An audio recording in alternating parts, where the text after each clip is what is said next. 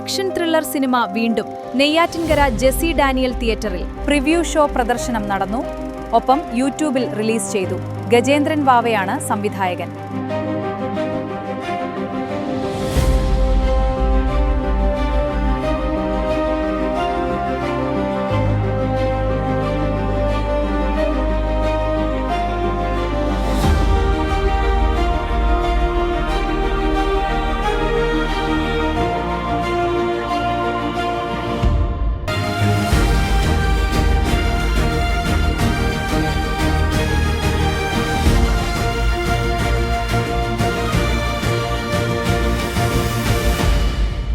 രണ്ട് ചടങ്ങുകളാണ് ഇവിടെ നടക്കുന്നത്.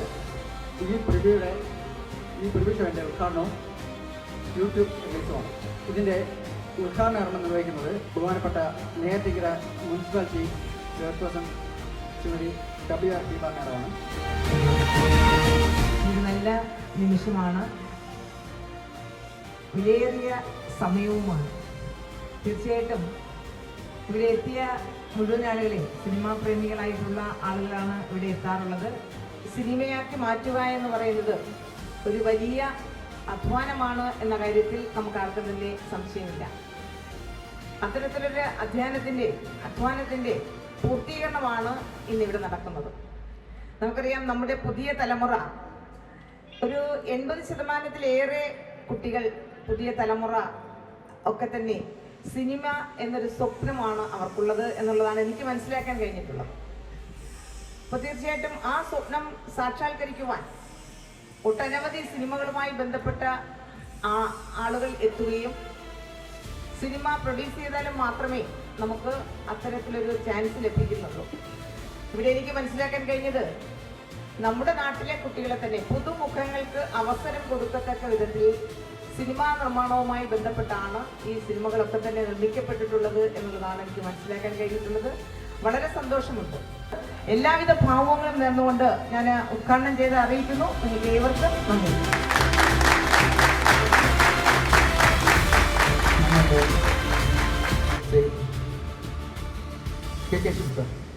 വീണ്ടും എന്ന ഒരു ഹ്രസ്വ ചിത്രത്തിൻ്റെ പ്രിവ്യൂവും അതുപോലെ തന്നെ യൂട്യൂബ് പ്രകാശന ചടങ്ങുമാണ് ജെസി ഡാനിയൽ ഓപ്പൺ തിയേറ്ററിൽ ഇന്ന് നടക്കുന്നത്. മലയാള സിനിമയുടെ പിതാവാണ് ജെസി ഡാനിയൽ എന്ന് ഏവർക്കും അറിയാം. അദ്ദേഹം നെയ്യാറ്റിൻകരക്കാരനാണ്. 100 വർഷങ്ങൾക്ക് മുമ്പ് സിനിമ നിർമ്മിക്കാനും സിനിമ നിർമ്മിക്കുന്നതിലൂടെ അദ്ദേഹം ഔമീകരിക്കപ്പെട്ട യാതനകളും ത്യാഗവും ഒക്കെ നമുക്ക് ഏവർക്കും അറിയുന്നതാണ്.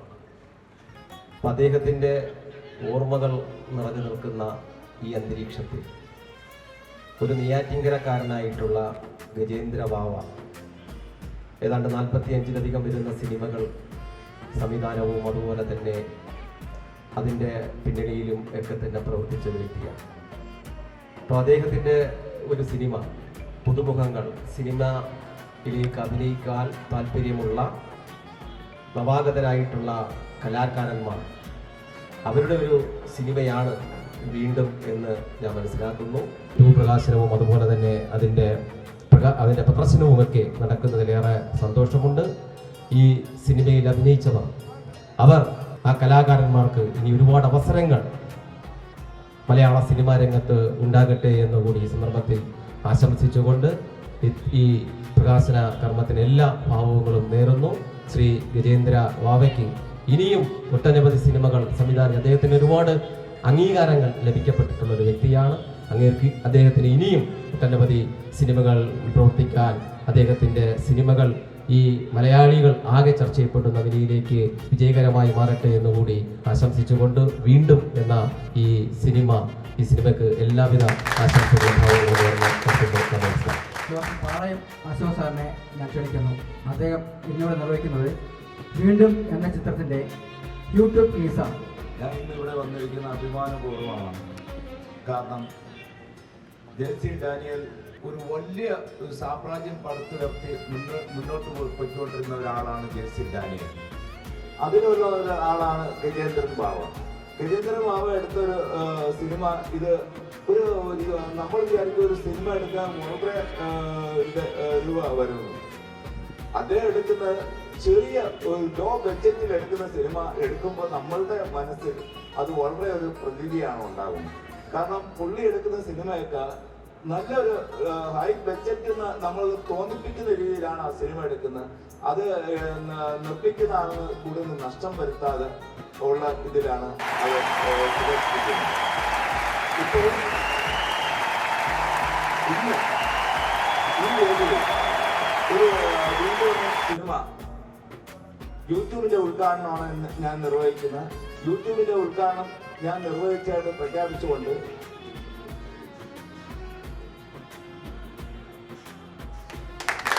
ഇന്ന് മുതൽ എല്ലാവർക്കും ലോകം മുഴുവൻ കാണാം എന്ന് പറഞ്ഞുകൊണ്ട് ഞാൻ നിർത്തുന്നു. Area president Shri P Balachandran സാറിനെ ക്ഷണിക്കുന്നു. ഇന്ന് സിനിമാ മേഖല വളരെ മുമ്പോട്ട് പോയിക്കൊണ്ടിരിക്കുകയാണ്. എന്നാലും പഴയ കാലത്തെ പോലെ ഏകദേശം 10-20 വർഷത്തിന് മുമ്പേ പോലെ 3 മണിക്കൂറുള്ള സിനിമകളൊന്നും ഇപ്പോൾ ഇല്ല. എല്ലാം 2 മണിക്കൂറും 1.5 മണിക്കൂറും ഒക്കെ ആക്കി ചുരുക്കിയിട്ടുണ്ട്. ഗജേന്ദ്ര ബാബു സംവിധാനം ചെയ്ത ഈ സിനിമ നേരത്തെ അശോക് സാർ പറഞ്ഞതുപോലെ വളരെ പൈസ കുറച്ച് ചെയ്യുന്ന സിനിമയാണ്. പക്ഷേ അത് കാണുമ്പോൾ ഏത് രീതിയിലും സംവിധാനമായാലും അതിൻ്റെ സ്റ്റണ്ടായാലും ഗ്രാഫിക്കായാലും എല്ലാം വളരെ നല്ല രീതിയിൽ പ്രവർത്തിപ്പിക്കാൻ ഇതിൻ്റെ സംഘാടകർ കഴിഞ്ഞിട്ടുണ്ട്. അതും തരക്കേടില്ലാത്ത സിനിമയാണ്. വീണ്ടും വളരെ നല്ല സിനിമയാണെന്ന് എനിക്ക് തോന്നുന്നു.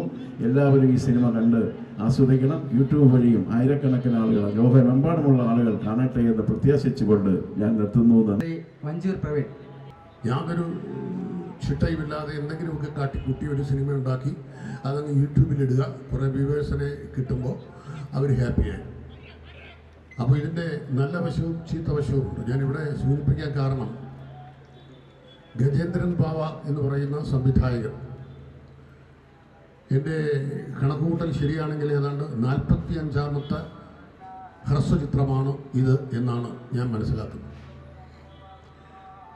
ഒരു ഹ്രസ്വചിത്ര സംവിധായകൻ 45 സിനിമകൾ ചെയ്യുക എന്ന് പറയുന്നത് വളരെ ദുഷ്കരമായ ഒരു കാര്യമാണ്. നേരത്തെ ബഹുമാനിയായ മുനിസിപ്പൽ ചെയർപേഴ്സൺ സൂചിപ്പിച്ചതുപോലെ ഒരു സിനിമ ഉണ്ടാക്കിയെടുക്കാൻ പെടുന്ന പാട് വളരെ വലുതാണ്. ഒരു നല്ല സ്ക്രിപ്റ്റ് വേണം, സാങ്കേതിക വിദഗ്ധർ പരിണത പ്രജ്ഞരായിരിക്കണം, സിനിമയെക്കുറിച്ച് നന്നായി ബോധ്യമുള്ളവരായിരിക്കണം, സിനിമയെ ഗൗരവമായി കാണുന്ന ആളുകളായിരിക്കണം. അത്തരം ആളുകൾ എല്ലാവരും കൂടി ഒത്തുചേർന്ന് അതിനനുയോജ്യമായ ഒരു ലൊക്കേഷനൊക്കെ കണ്ടുപിടിച്ച് ആ കഥയ്ക്ക് അനുയോജ്യമായ ലൊക്കേഷൻ കണ്ടുപിടിച്ച് ഒരു സിനിമ പൂർത്തീകരിക്കുക എന്ന് പറയുന്നത് വളരെ എല്ലാവരും ശ്രീ ഗജേന്ദ്രൻ ബാബയ്ക്ക് ഈ നിറഞ്ഞ സ്റ്റേജിൽ അദ്ദേഹത്തിന് ഒരു വലിയ കയ്യടി കൊടുക്കാൻ ഞാൻ അഭ്യർത്ഥിക്കുന്നു. സിനിമ എന്ന് പറഞ്ഞാൽ അദ്ദേഹത്തിന് പ്രാണനെ പോലെയാണ്. ഒരു സിനിമ എടുക്കാൻ ഞാൻ അദ്ദേഹത്തിൻ്റെ 2-3 ചിത്രങ്ങളിൽ അഭിനയിച്ചിട്ടുണ്ട്. വളരെ കൃത്യമായി കാര്യങ്ങൾ ഹരിച്ച് ഗണിച്ച് ഗുണിച്ച് അതിൻ്റെ എല്ലാ വശവും വ്യക്തമായി മനസ്സിലാക്കിക്കൊണ്ട് പ്രേക്ഷകർക്ക് ഒരു സംശയത്തിനും ഇട കൊടുക്കാതെ കഥ പറഞ്ഞു പോകുന്ന മനോഹരമായൊരു ശൈലി ശ്രീ ഗജേന്ദ്രൻ ബാബയ്ക്കുണ്ട്. അത് ഞാൻ അദ്ദേഹത്തിൻ്റെ 2 ചിത്രങ്ങളിൽ അഭിനയിച്ചപ്പോൾ എനിക്ക് മനസ്സിലായ കാര്യമാണ്. ഇവിടെ വീണ്ടും എന്ന് പറയുന്ന ഈ കൊച്ചു ചിത്രവും പ്രേക്ഷകർ തീർച്ചയായും ഇഷ്ടപ്പെട്ടു. വളരെ പിരിമുറുക്കമുള്ളൊരു കഥ, സംഘർഷഭരിതമായൊരു കഥ, ജനത്തിനൊരു സന്ദേശം കൊടുക്കാൻ ആ കഥയിൽ ഒരുപാട് സന്ദർഭങ്ങൾ. വലിയ ക്യാൻവാസിൽ പറയേണ്ട ഒരു കഥ 25-30 മിനിറ്റ് കൊണ്ട് അതിൻ്റെ ഗുണങ്ങൾ നശിച്ചു പോകാതെ പ്രേക്ഷകരിലേക്ക് എത്തിക്കുക എന്ന് പറയുന്നതും ഒരു വലിയ കാര്യമാണ്. വലിയ സിനിമകൾ ആയി തീരേണ്ട കഥകളാണ് പലപ്പോഴും ഇത്തരം 15-20 25 മിനിറ്റും കൊണ്ട് പറഞ്ഞു തീർക്കുന്നത്. അങ്ങനെ പറഞ്ഞു തീർക്കുന്നതിനകത്തുള്ള ആ സംവിധായകൻ്റെ കൈയടക്കവും അദ്ദേഹത്തിന് ഇതിനോടുള്ള പ്രതിബദ്ധതയും ആണ് അത്തരം ചില സിനിമകൾ നന്നായി വിജയിച്ചു പോകുന്നത്. വീണ്ടും നമ്മളാരും കണ്ടിട്ടില്ല. അത് ഇനി ഇവിടെ പ്രദർശിപ്പിക്കുമ്പോഴേ നമുക്ക് കണ്ടിട്ട് സിനിമയെക്കുറിച്ചൊരു വ്യക്തമായ അഭിപ്രായം പറയാൻ കഴിയും. എൻ്റെ ഒരു അനുഭവം വെച്ചിട്ട് ഈ 45 കൊച്ചു സിനിമകളും ഗജേന്ദ്രൻ ചെയ്തെങ്കിലും പകുതിയിലേറെ സിനിമകൾ നല്ല നിലവാരം പുലർത്തുന്ന ഒന്നായിരുന്നു. ഈ കഴിഞ്ഞതിൻ്റെ ഇതിന് മുമ്പുള്ള പടത്തിൻ്റെ അതിന് മുമ്പിലുള്ള പടം ഇടയ്ക്ക് ഇവിടെ SL തിയേറ്റർ കോംപ്ലക്സിൽ വലിയ തിയേറ്ററിൽ ആ സിനിമ കാണിച്ചിട്ടുണ്ട്. അദ്ദേഹത്തിൻ്റെ കൂടെ ഒരു നല്ല ടീമുണ്ട്. മാത്രവുമല്ല, ആരുമില്ലെങ്കിലും ഗജേന്ദ്രൻ ബാബ സിനിമ ചെയ്യും. അതാണ് അദ്ദേഹത്തിൻ്റെ ഒരു രീതി. സിനിമയ്ക്ക് കഥ എഴുതും, സംഭാഷണം എഴുതും, പിന്നെ വേണ്ടി വന്നാൽ ക്യാമറ ചെയ്യും അദ്ദേഹം. എങ്കിലും സദനെ പോലെ സദൻ ടോപ്പിനെ പോലെ നല്ല പരിചയമുള്ള ഒരു ക്യാമറാമാനെ കൂടെ അദ്ദേഹം കൂടെ വെച്ചിട്ടുണ്ട്. എഡിറ്റ് ചെയ്യും, സൗണ്ട് റെക്കോർഡ് ചെയ്യും, മിക്സ് ചെയ്യും, പാട്ട് എഴുതും, വേണ്ടി വന്നാൽ അദ്ദേഹം അഭിനയിക്കുകയും ചെയ്യും. പക്ഷേ ഇപ്പോൾ അഭിനയിച്ചിട്ടുള്ളതായിട്ട് ഒരു വിവരം കിട്ടിയിട്ടില്ല. അപ്പോൾ അത്തരത്തിൽ സിനിമയെ ഹൃദയപൂർവ്വം സ്വീകരിക്കുന്ന, സിനിമ എന്ന കലയെ ആത്മാർത്ഥതയോടെ സ്നേഹിക്കുന്ന ഒരു നല്ല കലാകാരനാണ് ശ്രീ ഗജേന്ദ്രൻ ബാവ. അദ്ദേഹത്തിൻ്റെ ഈ പടം മലയാള സിനിമയുടെ പിതാവായ JC ഡാനിയലിൻ്റെ നാമധേയത്തിൽ ഉള്ള ഈ ഓഡിറ്റോറിയത്തിൽ ഐശ്വര്യം എപ്പോഴും ഒരു പോസിറ്റീവ് എനർജി കിട്ടുന്ന ഈ വേദിയിൽ ആദ്യ പ്രദർശനം നടത്തുമ്പോൾ ഒരുപാട് പ്രതീക്ഷയുണ്ട് അദ്ദേഹത്തിനും അദ്ദേഹത്തോടൊപ്പം പ്രവർത്തിച്ച ആളുകൾക്കും. ഒരുപക്ഷെ ബാലചന്ദ്രമേനോൻ സാറാണ് കുറച്ചും കൂടെ ഒരുപാട് കടന്ന സംഗീതം അല്ലെങ്കിൽ ഗായകൻ എന്നൊക്കെ പറയുന്നത്. പക്ഷേ അതിലേറെ VFX എഡിറ്റിംഗ് എന്ന് വേണ്ട BGM ഉൾപ്പെടെ ആ സിനിമയ്ക്ക് വേണ്ട പോസ്റ്റ് പ്രൊഡക്ഷൻ മിക്കവാറും 99% കർമ്മങ്ങൾ നിർവഹിച്ച ഒരു ഡയറക്ടർ ഇപ്പോൾ ഈ 45 സിനിമകൾ ചെയ്ത് കഴിഞ്ഞപ്പോൾ ഇന്നിപ്പോൾ ഒരാളെ പേര് ചേർത്ത് വെക്കാൻ പറ്റുള്ളൂ, അത് ഗജേന്ദ്ര തന്നെയാണ്. അത് ശിവ സാറിനും ഇവ മേഡത്തിനൊക്കെ നന്ദി പറയുകയാണ്.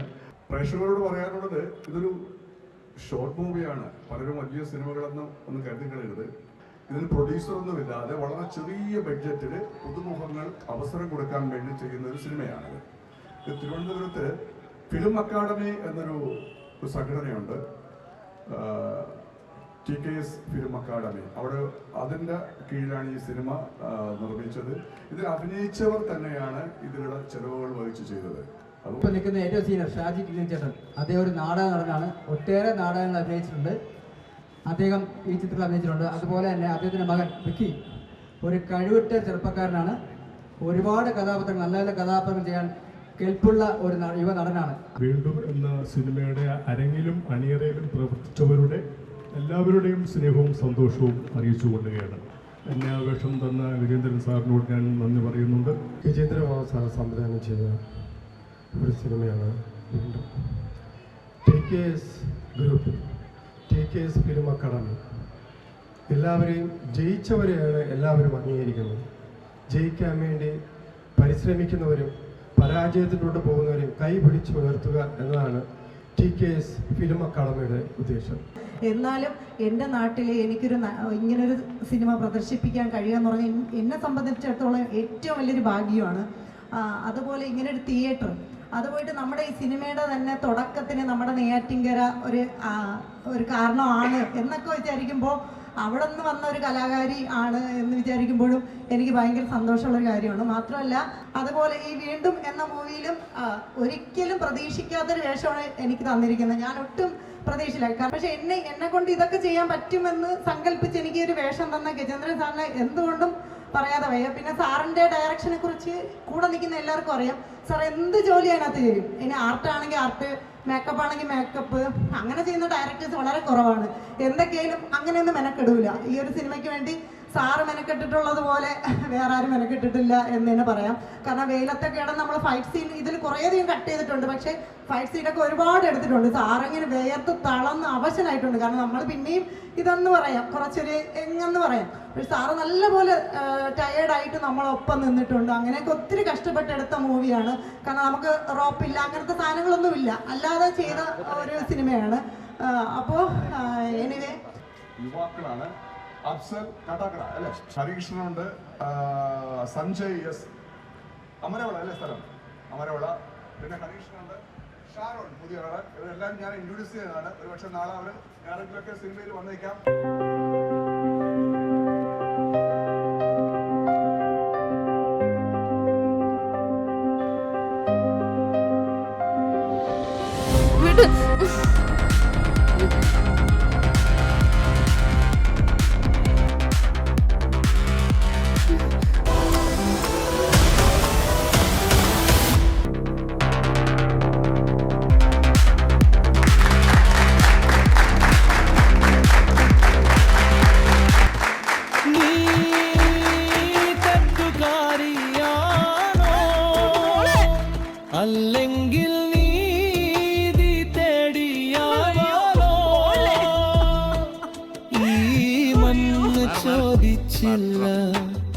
ഒരിക്കൽ പോലും നിന്റെ കഥ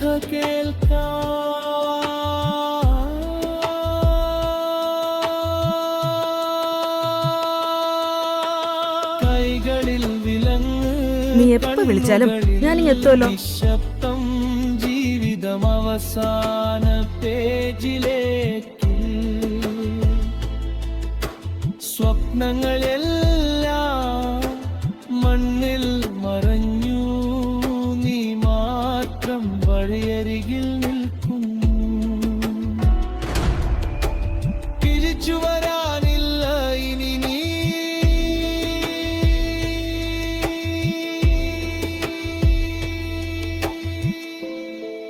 നിഴലായി മാത്രം